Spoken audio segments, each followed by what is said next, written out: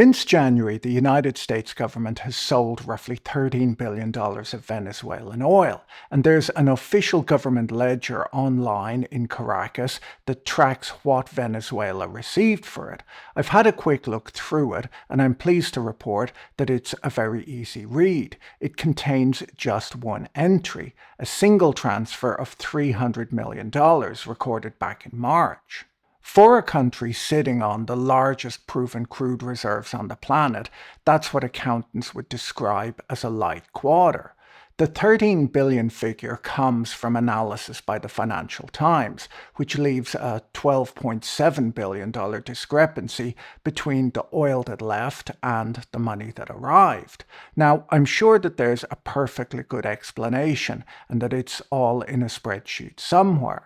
When the US removed Nicolas Maduro in January and installed his vice president, Delcy Rodriguez, as interim leader, President Trump said the United States was stepping in to get the oil flowing and that the revenues would be held in a custodial capacity.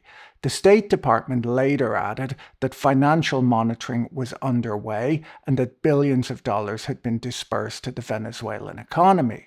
Those billions are proving difficult to locate. Francisco Rodriguez, a Venezuelan economist at the Center for Economic and Policy Research in Washington, pointed out to the FT that despite a 25% surge in crude exports this year, Venezuela's first quarter GDP grew by just 2.5%, its weakest performance in nearly 5 years. So the oil is definitely leaving, it's just the money coming back that seems a bit shy. This is all happening at a terrible time for the country. Last month, Venezuela was hit by twin earthquakes of magnitude 7.2 and 7.5. Thousands of people were killed, tens of thousands were left homeless, and the damage to property and infrastructure has been estimated at $37 billion, close to a third of the entire economy. Now, to be fair to the White House, there are good reasons why you might want to hold Venezuela's oil revenues in a safe account rather than handing them over on a wooden pallet. To understand why, you have to think of Venezuela as a corporate bankruptcy that happens to have a flag and a seat at the UN. Years of mismanagement, corruption, and enthusiastic expropriation under Hugo Chavez and Nicolas Maduro have left the country owing somewhere between $150 and $170 billion to a large and deeply unamused group of creditors, Wall Street bondholders, foreign governments, and a long line of companies whose refineries and gold mines were seized without anybody offering to pay for them. Now, in a normal corporate bankruptcy, a court steps in and freezes all of the claims so that the business can be unwound in an orderly fashion. Without that shield, the moment the company tried to deposit a check, its creditors would be in court trying to grab it. Countries don't get bankruptcy courts. There's no judge who can tell 100 creditors to form an orderly queue. So, if Venezuelan oil were sold on the open market through ordinary commercial banks, dozens of judgment holders would be in federal court grabbing at the proceeds. Every tanker leaving port and every dollar sent back to buy spare parts would be seized long before it reached Caracas. The solution was Executive Order 14373, issued on January 9th, which used emergency powers under the International Emergency Economic Powers Act, or IEPA, to grant legal immunity to Venezuelan oil revenues held in U.S. Treasury accounts. On paper, a legal safe house. The money is protected from creditors so that it can be used to rebuild the country's collapsed energy sector. The difficulty with a legal safe house is that it only works if everybody trusts the person holding the key. A bankruptcy trustee has to publish audited financial statements every quarter so that creditors and the public can see that nobody is dipping into the till. 6 months in, the White House has published almost nothing.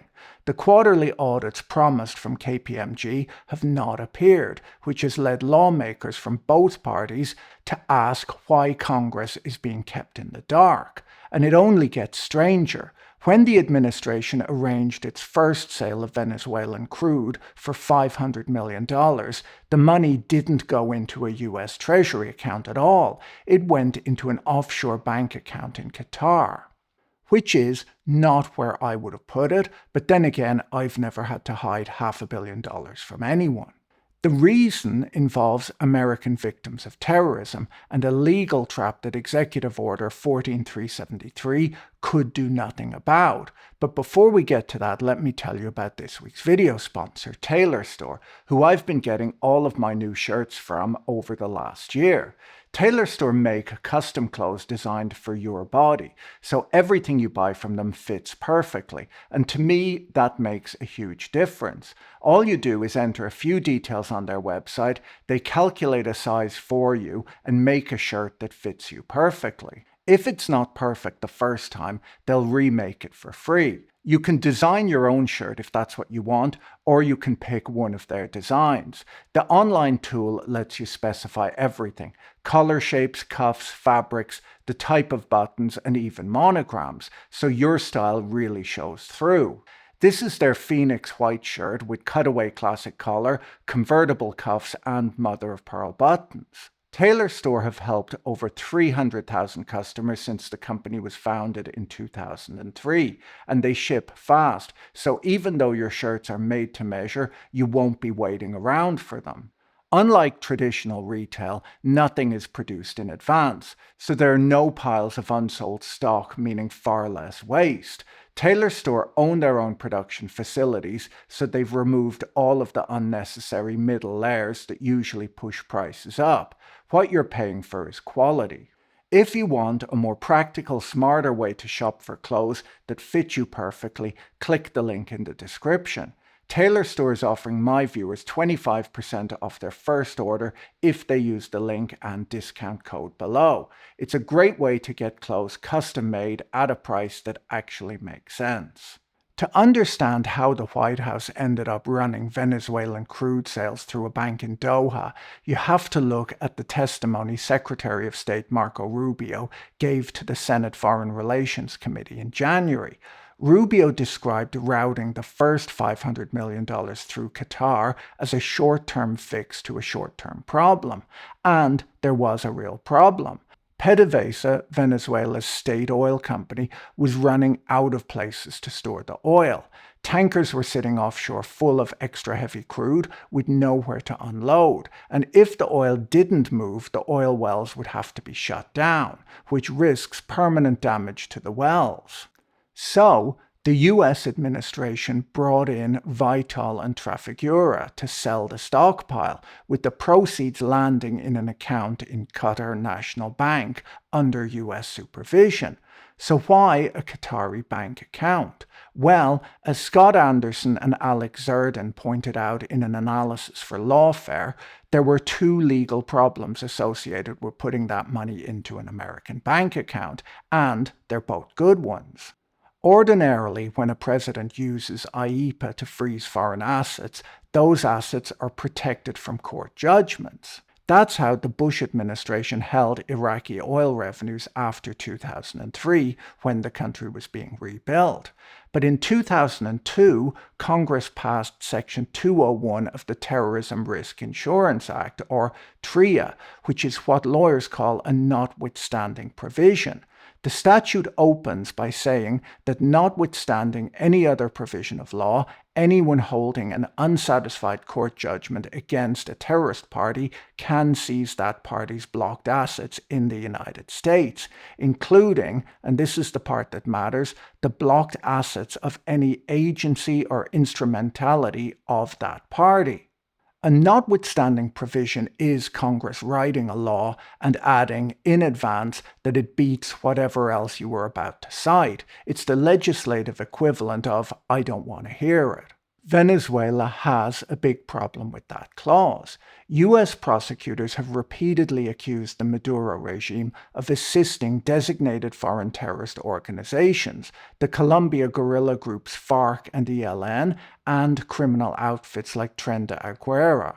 The Second and 11th Circuits have read agency or instrumentality very broadly, holding that it can cover an entity that merely materially assisted a terrorist party or played a significant role in its activities.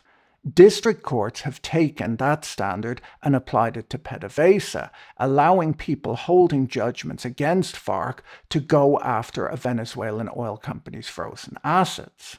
So, the State Oil Company of Venezuela is, for the purposes of this particular statute, a subsidiary of a Colombian guerrilla movement. Corporate structures can be complicated. These judgments run to hundreds of millions of dollars. If that first $500 million had touched a bank in New York or a US Treasury account, lawyers for the terrorism victims would have been filing attachment orders long before the wire even cleared. The money would have gone straight into litigation and none of it would have reached Caracas. By routing it through Doha, the US government put it beyond the physical reach of an American court. The second problem is even better, and that's because the White House created it itself. It turns out that the person in Venezuela that the US government talks to on the phone is not necessarily the person the US courts think is in charge. In Caracas, the administration deals directly with interim President Delcy Rodriguez. Inside the federal court system, official recognition policy has been sitting undisturbed since 2019, when Donald Trump recognized opposition leader Juan Guaido. As far as the courts are concerned, the opposition-led 2015 National Assembly is still the only body entitled to control Venezuelan state property in America. So, the executive branch is negotiating with one Venezuelan government while the judicial branch holds the assets for a different one. The United States is disagreeing with itself about who runs Venezuela. IEPA lets the president freeze assets to stop them from moving. It doesn't let him take ownership of them and hand money to someone else. That's a wartime power, and this isn't war. Freezing is a lock on the door, it isn't a deed. So, if the administration had put $500 million into a US account and then wired it to Delcy Rodriguez, representatives of the 2015 National Assembly could have walked into court and argued that the executive branch was giving away their money, and they'd have had a point. Qatar has no such difficulty. Qatar never recognized Juan Guaido or the 2015 National Assembly. Qatar recognizes whoever is in the presidential palace, which is a foreign policy with the great advantage of never needing to be updated. And the Treasury already knew this trick. In September 2023, as part of the deal that freed 5 American detainees in Iran, the Biden administration authorized the transfer of $6 billion of frozen Iranian oil revenues out of South Korea and into accounts at Qatari banks, supervised by the Qatar Central Bank.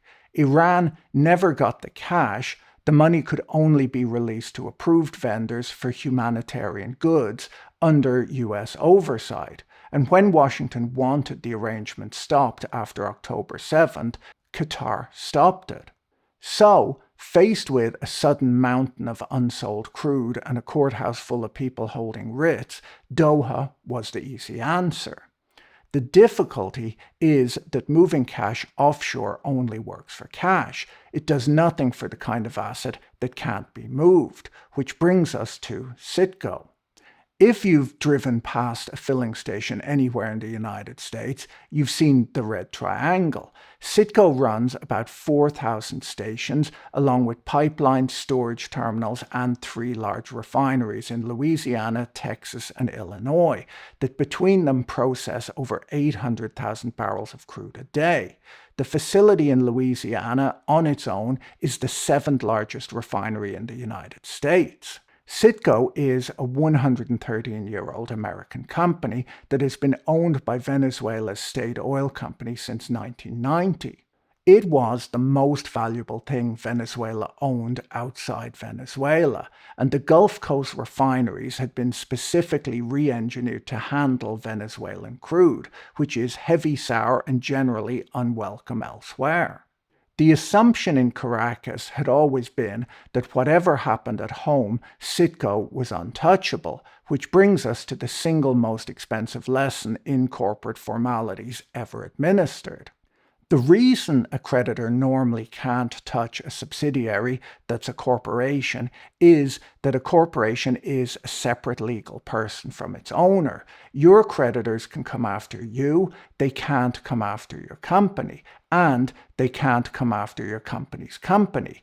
This is the entire point of the corporate form, and it's very hard to overcome. Courts do occasionally set it aside, piercing the corporate veil, but it is rare and it's treated as an extraordinary remedy for extraordinary facts. Delaware courts pierce the veil in a low single-digit percentage of the cases where somebody asks. You do not get there by being badly run or insolvent or unpleasant. You get there by demonstrating over a period of years that the separation was never real in the first place, which Venezuela did repeatedly, publicly, and on the record. For 2 decades, the government in Caracas ran PDVSA as a cash register with a corporate charter attached. When the state needed money for social programs or political favors or to cover sovereign debts, it told PDVSA to wire the money, and PDVSA did. The president of Venezuela appointed the company's president, its directors, its vice presidents, and its shareholder council. Employees were fired for political reasons. The government committed the company to selling oil to allies at large discounts and handed out mining rights without asking the company first. None of this caused any difficulty inside Venezuela, but it caused a great deal of difficulty in Delaware.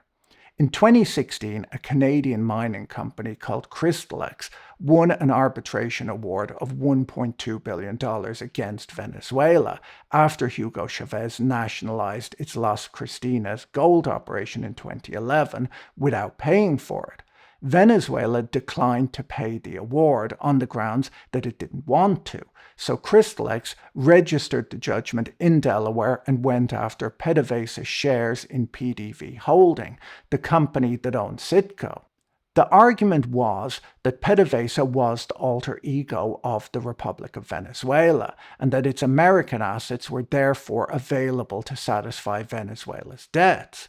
Now, when the defendant is a sovereign state, the courts don't use ordinary veil piercing. They use a 1983 Supreme Court case called Bankek, which says that a state-owned company is presumed separate from the state unless the state exercises such extensive control that the company is really its agent.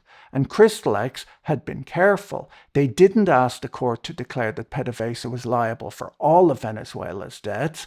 They asked for something much narrower, a finding that these particular shares, though they had PDVSA's name on them, were really Venezuela's property. Modest, constrained, nothing to worry about. The Third Circuit then affirmed it in language that wasn't narrow at all, and later courts have read it as settling the general question.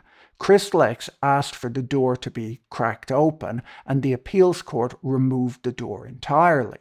The alter ego ruling worked on Venezuela's creditors the way a dinner bell works, a queue formed in Delaware. Bondholders and expropriation claimants, including ConocoPhillips, Gold Reserve, OI Glass, and Tidewater, on a first-come, first-served basis. Judge Stark appointed a special master to run a forced auction of PDV Holding and pay them out of the proceeds. At which point, Venezuelan politics produced its one moment of national unity. The Maduro government and the democratic opposition, who agree on essentially nothing, both denounced the auction. The arrangement they were objecting to works like this. PDV Holding is controlled by the opposition. PDVSA on the ground is controlled by Maduro, and the opposition represents PDVSA in American courts because the United States doesn't recognize Maduro. The company was defending itself in court on behalf of a government that considers its own lawyers traitors. Everyone involved objected to the sale. Nobody could agree who owned the thing being sold. The auction took 8 years and was not what you'd call orderly. Amber Energy, an affiliate of Elliott Investment Management, a hedge fund that has spent 40 years buying claims nobody else wants and then somehow collecting on them, won the first round in 2024 with a conditional bid of just over $7 billion, which the creditors rejected as too low. The process restarted. Gold Reserve, bidding through a vehicle called Dalinar Energy, came in at $7.4 billion and then raised itself to nearly $8. Amber won last November with a bid of $5.89 billion in cash, structured alongside settlement with the 2020 bondholders. Judge Stark approved it last November, writing that it offered the best combination of price and certainty of closing that anyone had submitted. Certainty of closing being the operative phrase. The highest number on the table lost to the number most likely to survive contact with the appeals court. Gold Reserve responded by asking for the removal of both Judge Stark and the Special Master, citing alleged conflicts, including their financial advisors. That motion was denied. Elliott, it should be said, is experienced at this. This is the fund that spent 15 years pursuing Argentina over defaulted bonds and in 2012 seized an Argentine naval vessel. The vessel was a 3-masted sailing ship on a goodwill tour with cadets aboard. Elliott's subsidiary had it detained in Ghana over a debt of just under $300 million. It stayed there for 10 weeks. Argentina eventually got it back through the International Tribunal for the Law of the Sea. The same campaign involved going after the presidential aircraft, the assets of the Argentine Space Agency, and the money Argentina was owed for its stand at the Frankfurt Book Fair. So, when a hedge fund with that record turns up at a distressed auction, the outcome is fairly predictable. Elliott gets a large refining network at a price the sellers dispute. Some of the creditors get paid, and Venezuela is left with nothing. The deal still needs a license from OFAC, the Treasury Office that administers U.S. sanctions, before it can close. The Financial Times has noted that Paul Singer, who runs Elliott, was an early financial backer of Marco Rubio's political career. Rubio is at the State Department and does not sign OFAC licenses, so make of that what you will. So, the oil money is offshore and the refinery now belongs to a hedge fund, which brings us to Threadneedle Street. Underneath the Bank of England, there are 31 tons of Venezuelan gold. It's been there since 2008 for the same reason that a lot of developing countries keep gold in London. The Bank of England runs one of the world's largest vaults and offers custody services to central banks, and London is a sensible place to store bullion you might one day want to sell. That was the theory. In 2018, the bank stopped taking Venezuela's calls. This gold makes up about 15% of Venezuela's foreign currency reserves. UK court documents valued it at around $2 billion in 2020, and since gold has done rather well, it's now worth somewhere north of $4 billion. So Venezuela has, in the last 7 years, made a great deal of money on this position and has been entirely unable to do anything about it. Now, to explain how the gold got stuck, I need to explain a rule of English law called the one-voice principle. English courts do not decide who the president of a foreign country is. They're not equipped for it, and they don't want the job. Instead, when the question comes up, the court writes to the Foreign Office and asks.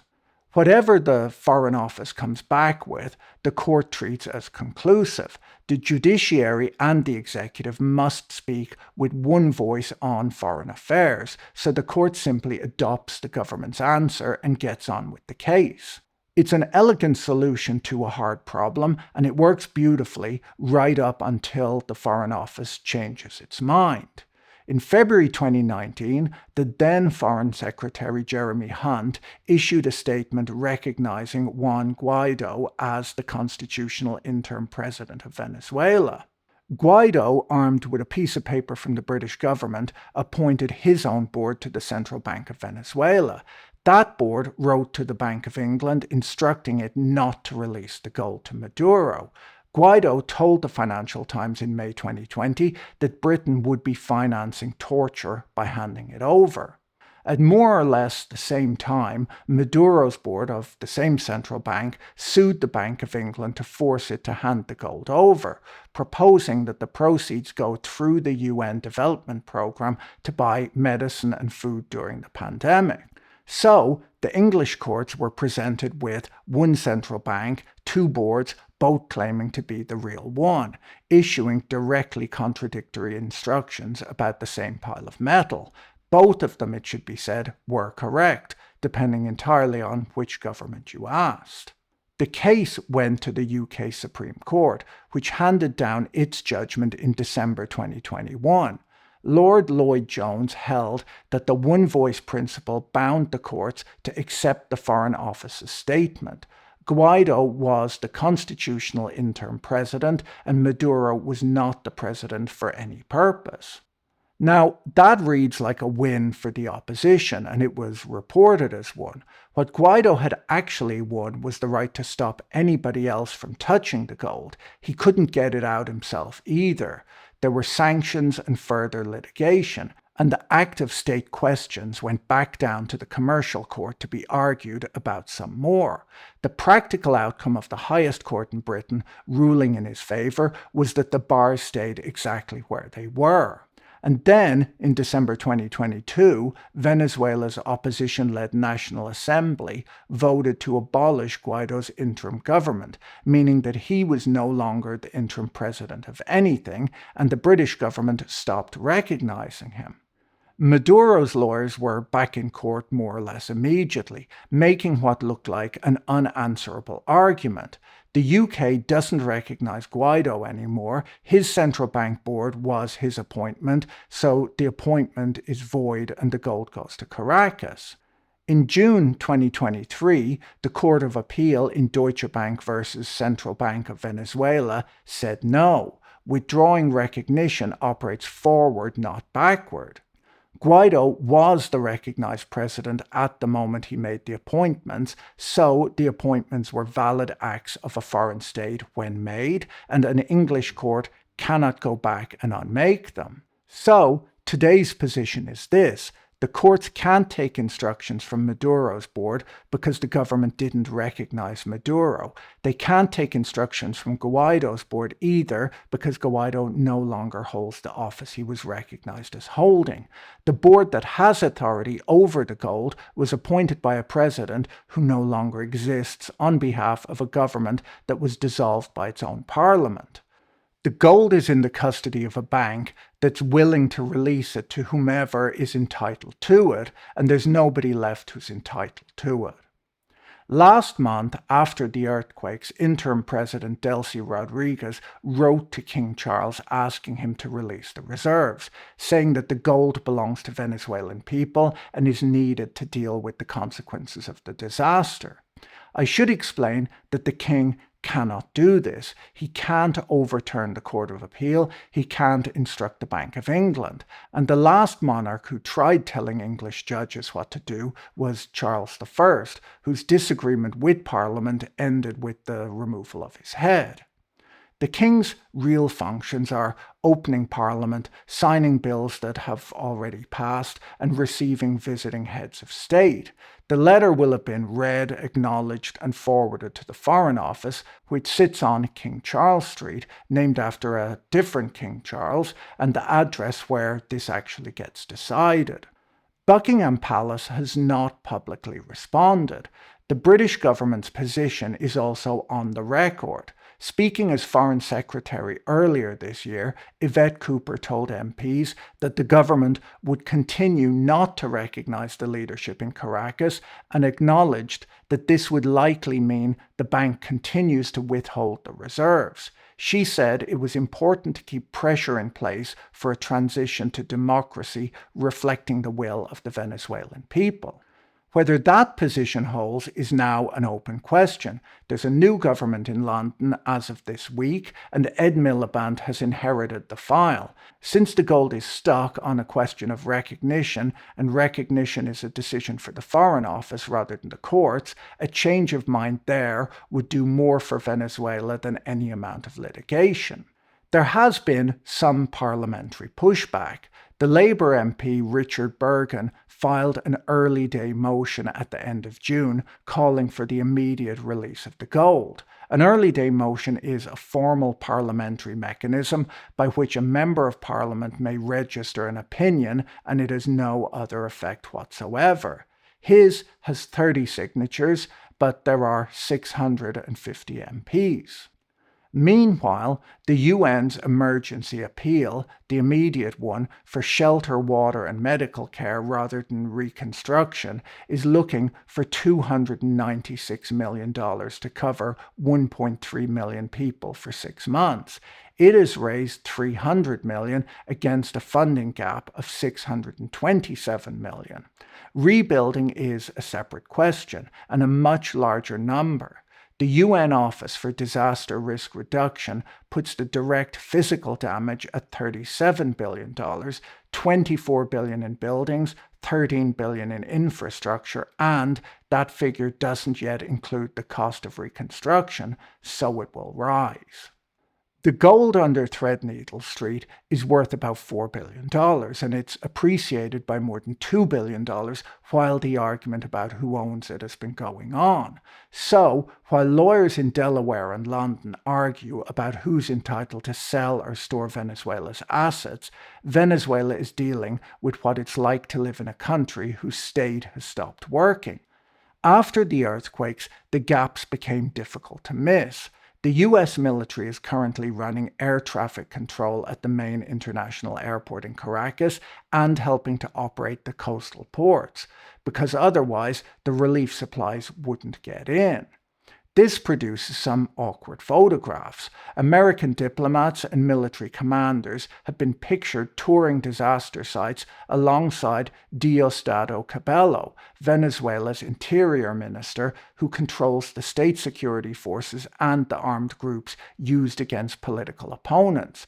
Cabello was charged in a New York federal indictment in 2020 with conspiracy to commit narco-terrorism and conspiracy to import cocaine. The State Department is currently offering up to $25 million for information leading to his arrest or conviction, and he's the last remaining fugitive from that indictment. So, the United States is simultaneously offering $25 million for this man and standing next to him at a press conference. Diplomacy, it seems, requires flexibility. But if I was one of those diplomats, I'd be tempted to grab him. Interim President Delcy Rodriguez has had a harder time. At her one appearance at a disaster site, she was heckled by survivors telling her to leave. She later held a press conference explaining that reports of a chaotic government response were false and had been manufactured by, in her phrase, media laboratories.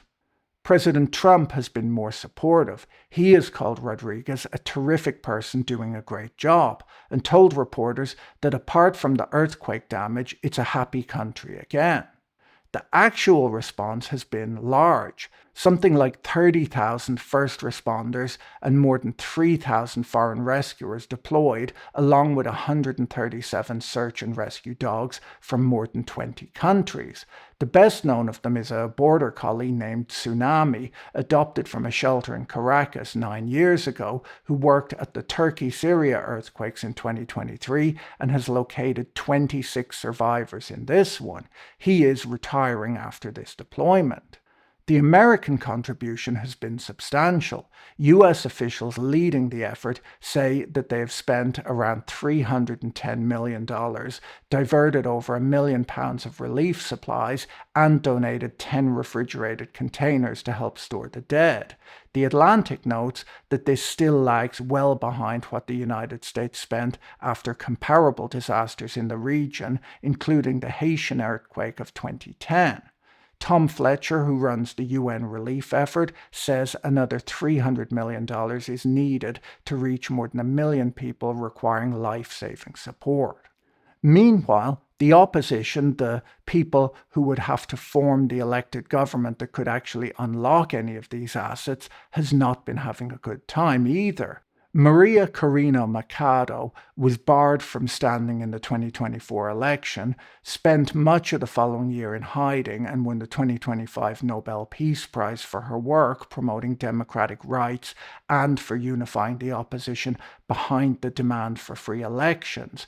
When she attempted to return to Venezuela via Curacao after the earthquakes to help coordinate relief, her charter aircraft was turned around in mid-air after Dutch authorities were told her return was not American policy.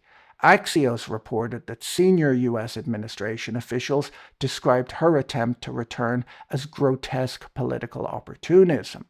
So, the Nobel laureate can't get into the country, and the man with the $25 million reward on him is helping direct the relief effort. Which brings us to the part that doesn't resolve.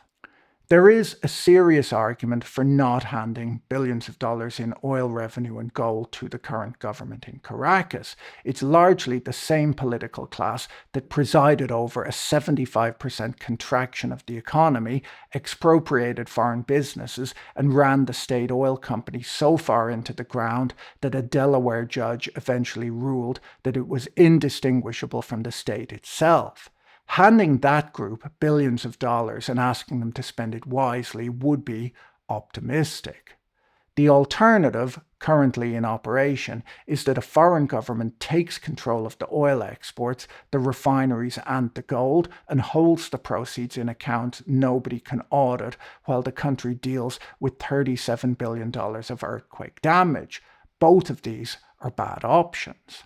The US State Department's position is that this is custodial.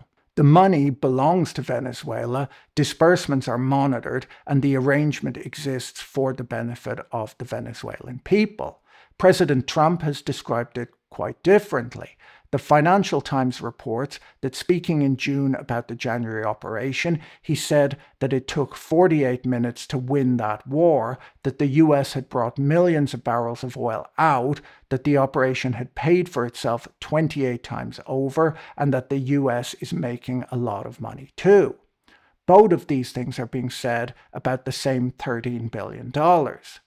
When the State Department is describing a monitored humanitarian trust and the president is on television describing a profitable investment, you can see why members of Congress from both parties have started asking for the accounts. And that's the through line in all of these stories. Venezuela's oil money is in Doha because American courts might grab it. Its refinery was sold at auction in Delaware because a court decided the government and its oil company were the same legal person. Its gold is trapped in London because no English court can work out who is authorized to ask for it.